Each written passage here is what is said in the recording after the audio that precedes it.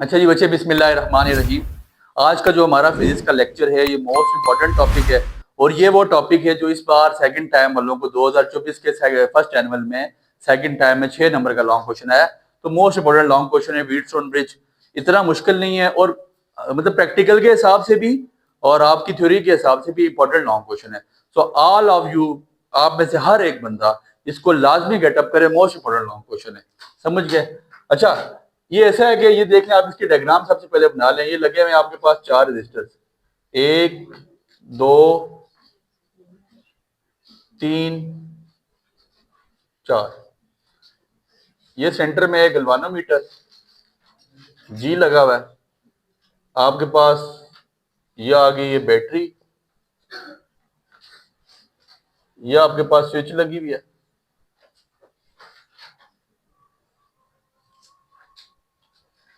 ठीक है, इसको आपने नाम दे देना है ए बी सी और डी का। और आपके पास यहाँ पे 3 करंट है। करंट की डायरेक्शन ऐसे बनाएंगे anti clockwise, I1 I2 I3। आपके पास 4 रजिस्टर्स हैं, एक R1 R2 then R3 and R4। ये आपके पास 4 तरह के रजिस्टर यहाँ पे पाए जा रहे हैं। मोस्ट इंपॉर्टेंट क्वेश्चन है। आपसे कोई पूछे ये व्हीटस्टोन ब्रिज किस लिए इंपॉर्टेंट है और क्यों किया जाता है, इसकी कंस्ट्रक्शन का फायदा क्या है, तो आपने उसको जवाब देना है it used to find unknown resistance of the circuit. ये आप किस लिए फाइंड करते हैं? किसी भी सर्किट की अननोन रेजिस्टेंस को फाइंड करने के लिए व्हीटस्टोन ब्रिज किया जाता है। ठीक है जी।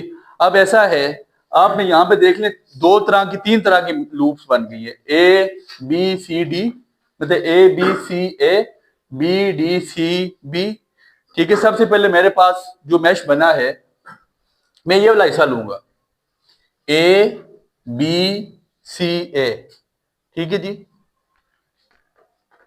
लूप ए बी सी ए, इसको लूप नंबर 1 का नाम देते हैं या लिख लें ए बी सी ए। आपकी बुक ऐसे नहीं लिख रही, ये उस तरह करवाया जा रहा है जैसे पुरानी पंजाब की बुक पे लिखा हुआ था। तो ये बहुत इजी मेथड है, आपकी बुक वाला कोई अंडरस्टैंड नहीं हो पा रहा। ठीक है, वो हर बंदा नहीं कर सकेगा, इसलिए आपको ये करवाया जा रहा है ए बी सी ए। अभी देखें करंट की डायरेक्शन एंटी क्लॉकवाइज है, तो आपने माइनस का साइन लगाना है। करंट यहां से ट्रेवल होना शुरू होगा, करंट यहां से ट्रेवल होता नीचे आएगा। सुनिएगा, देखिएगा, गौर कीजिएगा बच्चे, -I1 R1 -I1, माइनस का साइन लगाया, करंट की डायरेक्शन एंटी क्लॉकवाइज। करंट यहां से उतरा -I1 R1। अब यहां से करंट आया नीचे, ऐसे ही है। ये मैं ले रहा हूं, ये डायग्राम में बना रहा हूं पूरी, -I1 R1, फिर बीच में डाला -I1 I3 into R3, I1 I3 into R3। अब ये करंट यहां से वापस जाएगा, गलवानोमीटर से होकर गुजर जाएगा। ठीक है, सी और बी के बीच में क्या लगा हुआ है? गलवानोमीटर। बेसिकली गलवानोमीटर पे याद रखिएगा एक रजिस्टर होता है जो रुकावट डालता है, तो इसको मैं नाम दूंगा RG का। ठीक है, तो अब ये ऐसे होगा I1 I2 into RG minus I1 I2 into RG which is equals to 0। Kirchhoff का first rule, the sum of all current in the circuit is equals to 0। पहले मैंने लूप लिखी, मेरा यहां से ट्रेवल हुआ करंट -I1 R1, फिर यहां से नीचे गया I1 I3 इंटू R3, फिर यहां से गलवानोमीटर से ऊपर आया I1 I2 into RG which is equals to 0। Any problem in this? No. अब मेरे पास अगली लूप है बी सी डी बी। अब अगली लूप ले रहा हूं, loop B C D B. अब आपके पास ये करंट यहां से ट्रेवल होगा, सुनिएगा, गौर करें बच्चे, I2 R2 करंट ऐसे ट्रेवल होगा।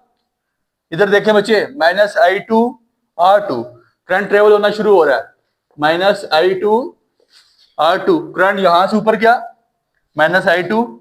अब यहां से गलवानोमीटर से नीचे आएगा तो I2 I1 इंटू RG। ठीक है, और अब ये नीचे आ जाएगा I2 I3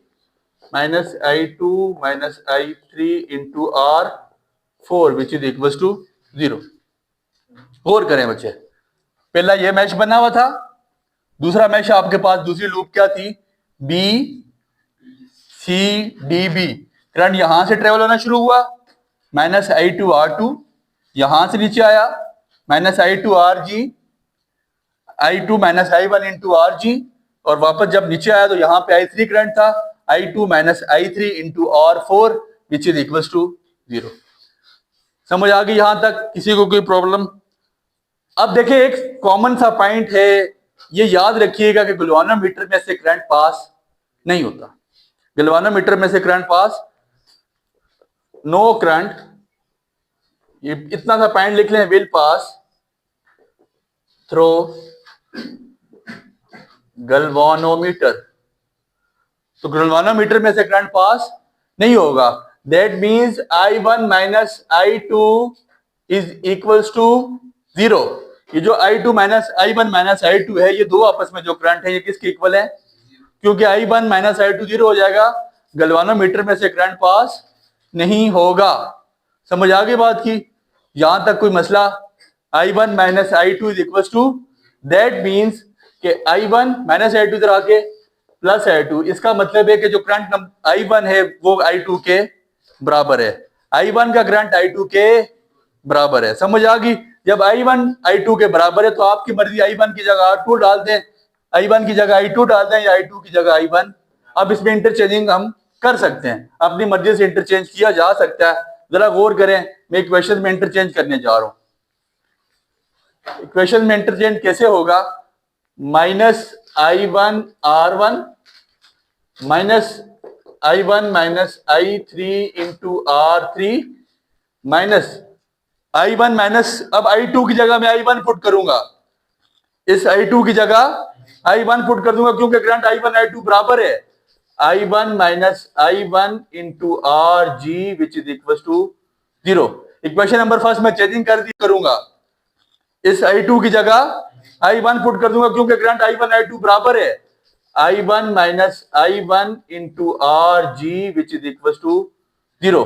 equation number first में चेंजिंग कर दी, I1 2 बराबर रख दिया I2 के, और जहां जहां पे I2 था वहां पे I1 पुट कर रहा हूं। अब दूसरी इक्वेशन में चेंजिंग की जा रही है, माइनस I2 की जगह I1 minus I1 R2 minus I1 minus I1 into RG minus I2 की जगह I1 minus I3 into R4 which is equals to 0। तो I1 माइनस I1 0 हो गया, ये RG कट गया, I1 माइनस I1 0 हो गया, ये RG वाला फैक्टर दोनों खत्म हो गए। समझ आ गई बात की? यहां तक मोस्ट इंपॉर्टेंट लॉन्ग क्वेश्चन है बच्चे, इस पे गौर करेंगे। I1 माइनस I1 भी कैंसिल हो गया, ये I1 माइनस I1 भी कट गया, दोनों करंट 0 हो गए। अब जब दोनों करंट 0 हो गए यहाँ पे, तो हमारे पास जो अगली इक्वेशन बननी है वो बननी है minus I1 R1 minus I1 minus I3 R3 which is equal to 0। Equation number 3 में से ये बचेगा, और माइनस I1 R2 और I1 minus I3 into R4 which is equal to 0। This is equation number 3, इसको 4 का नाम दे दे। ठीक है, पहली दो को इक्वेशन 1 2 का नाम दे दीजिएगा। Minus I1 R1, I1 minus I3 into R3 minus I1 R2, I1 minus I3 into R4 which is equal to 0। ठीक हो गया? यहां तक किसी को कोई मसला? इसके बाद ये वैल्यू आपकी यहाँ पे माइनस उधर जाके प्लस, इक्वल की साइड जाके प्लस हो जाएगी। Minus I1 R1 is equal to I1 minus I3 into R3, और इसी तरह नीचे वाली इक्वेशन में भी यही होगा, minus I1 R2 which is equal to I1 minus I3 into R4। समझ आ गई? ये वैल्यू इधर माइनस थी, इधर जाके प्लस, ये वैल्यू इधर माइनस थी, इधर आके plus. This is equation number 5 and this is equation number 6। ठीक है, अगला स्टेप करेंगे डिवाइडिंग इक्वेशन 5 बाय 6। ठीक है, अब इन दोनों इक्वेशन को आपस में डिवाइड कर दिया जाएगा। Minus I1 R1 left side left के नीचे divide, minus I1 R2 I1 minus I3 into R3 I1 minus I3 into R4। ये माइनस I1 इस माइनस I1 से कट आउट हो गया, I1 minus I3 I1 minus I3 आपस में cut out हो गए। ठीक हो गया? यहां तक कोई मसला? अब आपके पास जो इक्वेशन, फाइनल इक्वेशन बनेगी R1 by R2 which is equals to R3 by R4. R1 by R2 which is equals to R3 by R4. This is the method how we can find out the unknown resistance of the circuit. मिसाल के तौर पे आपके पास numerical आ जाता है, आपके पास 3 resistance given है, R1 given नहीं है, तो आपने R2 को सामने मल्टीप्लाई करवा देना है, आप R1 फाइंड आउट कर सकते हो। ये आपके व्हीटस्टोन ब्रिज का फाइनल रिजल्ट है, ठीक है, कि उसने क्या कहता है, रेशो बिटवीन, जो रिजल्ट बनेगा वो ये बनता है, the ratio between resistor number 1 and resistor number 2 is equal to the ratio between resistance 3 and resistance 4। इसका मतलब है कि ये जो पूरा व्हीटस्टोन ब्रिज की कंस्ट्रक्शन है ये बैलेंस है।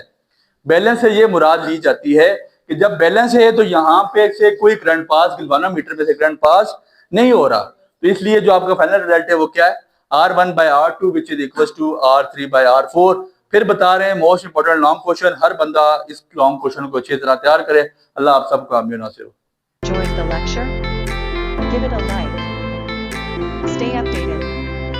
Like, subscribe, and comment.